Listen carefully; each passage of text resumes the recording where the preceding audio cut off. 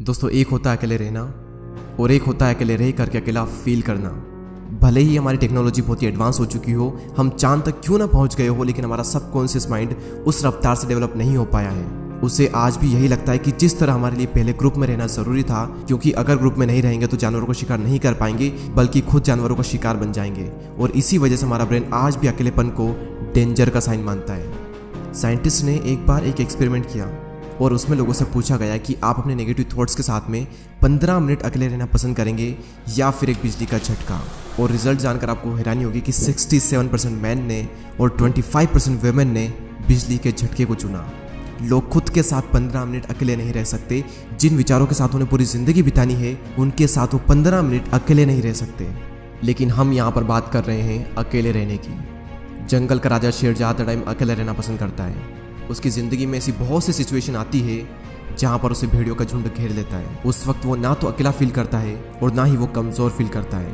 उसे पता होता है कि इन सब के लिए तो मैं अकेला ही काफ़ी हूँ। और आप ये बात जान लो कि ग्रुप हमेशा फॉलोअर्स का होता है, लीडर अकेला ही लीड करता है। शेर अकेला किसी मजबूरी के कारण नहीं रहता, बल्कि वो अपनी चॉइस से अकेला रहता है। इस दुनिया के ज़्यादातर हाईली सक्सेसफुल लोग इंट्रोवर्ट हैं। इंट्रोवर्ट यानी कि वो लोग जिन्हें अकेले रहना पसंद होता है, जो लोगों में जाना पसंद नहीं करते।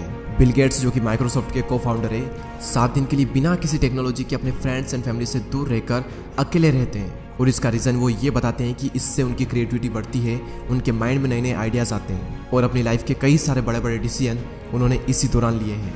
और ये सभी लोग किसी मजबूरी की वजह से अकेले नहीं रहते, ये अपनी चॉइस से अकेले रहते हैं, क्योंकि उन्हें पता होता है कि एक अकेला इंसान कुछ भी कर सकता है। अकेले रहने के 4 ऐसे फायदे मैं आपको बताऊंगा, जिन्हें समझने के बाद में आप भी अकेले रहना पसंद करोगे। पहला पॉइंट है बूस्ट क्रिएटिविटी।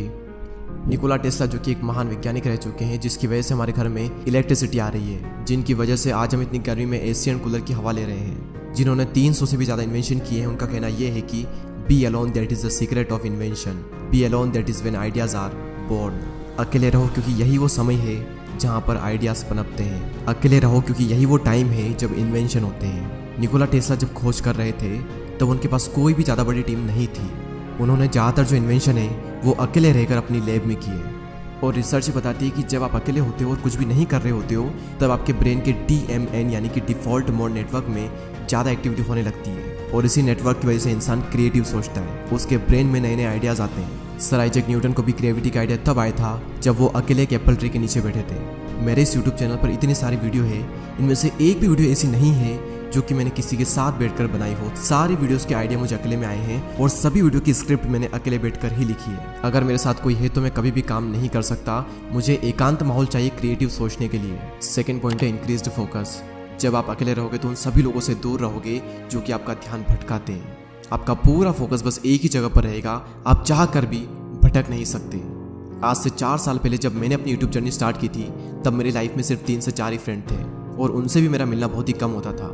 उस वक्त मैं ज़्यादातर टाइम अकेला ही रहता था और मुझे बहुत अच्छा लगता अकेले रहना, क्योंकि अकेले में मैं एक जोन में होता था। मैं भगवान का बहुत ही शुक्रगुजार हूँ कि उस वक्त मुझे लोग ज़्यादा पसंद नहीं करते थे। मेरी लाइफ में बहुत ही कम लोग थे और उसी वजह से मैं फोकस कर पाया और आज कुछ बन पाया, सिर्फ और सिर्फ क्योंकि मैं आइसोलेशन में था। अब ये आइसोलेशन क्या होता है? एक होता है अकेले रहना और एक होता है अकेले रह करके अकेला फील करना। अकेले फील करना यानी कि लोनलीनेस, अकेलापन। इसके लिए आपकी लाइफ में 1 से 2 लोग होने चाहिए, कुछ खास लोग जिनसे आप टाइम टू टाइम मिल लें, अपने दिल की बातें शेयर कर लें और उसके बाद फिर ख़त्म। और एक होता है अकेले रहना यानी कि आइसोलेशन, जहाँ पर आपका focus, creativity and productivity next level पर होती है। आइडियाज़ आते हैं, हम ग्रो करते हैं, अपनी क्षमताओं का पूरा इस्तेमाल करते हैं। और यही हुआ मेरे साथ जब मैं आइसोलेशन में चला गया। तीसरा सबसे बड़ा फ़ायदा सेल्फ अवेयरनेस। आप खुद को जान पाते हो। दोस्तों, एक बार मैं खाना खाने के बाद वॉक पर जा रहा था।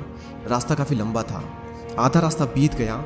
उसके बाद मैंने अपने एक फ्रेंड को कॉल किया और जब मैंने कॉल किया, जब मैं बातों में लग गया, मुझे पता ही नहीं चला कि कब रास्ता ख़त्म हो गया और कब मैं रिटर्न घर पर आ गया। यानी कि अगर हम किसी के साथ में तो हमारा कितना ही टाइम निकल जाता है हमें पता भी नहीं चलता। बड़े बड़े रास्ते छोटे पड़ जाते हैं अगर हम किसी के साथ में होते हैं तो। लेकिन जब हम अकेले होते हैं तो वही समय, वही रास्ता थोड़ा लंबा लगता है और हम अपने बारे में ज़्यादा सोच पाते हैं। सेल्फ अवेयरनेस के लिए, खुद को जानने के लिए अकेले रहना बहुत ज़रूरी है। और अगर आपको ये लगता है कि आप सेल्फ अवेयर हो, आप खुद को बहुत ही अच्छे तरीके से जानते हो, तो आप सभी लोग ये बात जान लो कि 5000 ऐसे लोग थे जिनको ये लगता था कि वो सेल्फ अवेयर हैं, लेकिन जब उनका सेल्फ अवेयरनेस का टेस्ट किया गया तो उनमें से सिर्फ 10 से 15% ऐसे लोग थे जो कि सेल्फ अवेयर थे। जिन्हें अपना पेशेंट पता था, जिन्हें अपनी स्ट्रेंथ पता थी, जिन्हें अपनी वीकनेसेस पता थी। बाकी लोगों के अंदर सारी चीज़ें हैं लेकिन उन्हें पता कुछ भी नहीं है। तो अकेले समय बिताओ और खुद को जानो, क्योंकि जो पूरी दुनिया को जानने में लगा रहता है वो किसी को भी नहीं जान पाता, लेकिन जो खुद को जान लेता है वो सभी को जान लेता है। नेक्स्ट पॉइंट यहाँ पर आता है master your emotion.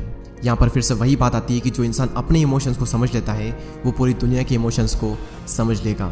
Royal Enfield, Mountain Dew, Maggi और ऐसी और भी कई सारी कंपनी के आपने एडवर्टाइजमेंट जरूर देखे होंगे। ये सभी कंपनी जब भी ऐड करती है तो ये कभी भी अपने प्रोडक्ट के बारे में बात नहीं करती है। वो ये नहीं बताती कि इनके अंदर क्या क्या इंग्रेडिएंट्स है, क्या क्या स्पेसिफिकेशन है, इसका टेस्ट कैसा है।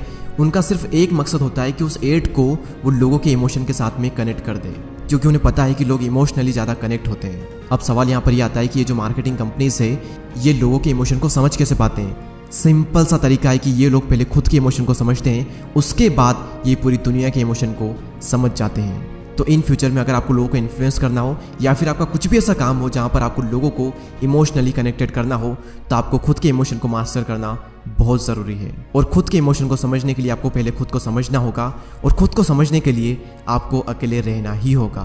तो इसलिए अकेले रहें, एकांत में रहें और अपनी पूरी आत्मा एक काम में डाल दो। एक दिन लोग आपसे मिलने को तरस जाएंगे। दोस्तों इस वीडियो में इतना ही। अगर आपको ये वीडियो अच्छी लगती है तो लाइक करें एंड चैनल को सब्सक्राइब करके बेल आइकन को प्रेस करें। मैं आपसे मिलूंगा अगले वीडियो में, तब तक लिए जय हिंद, जय भारत।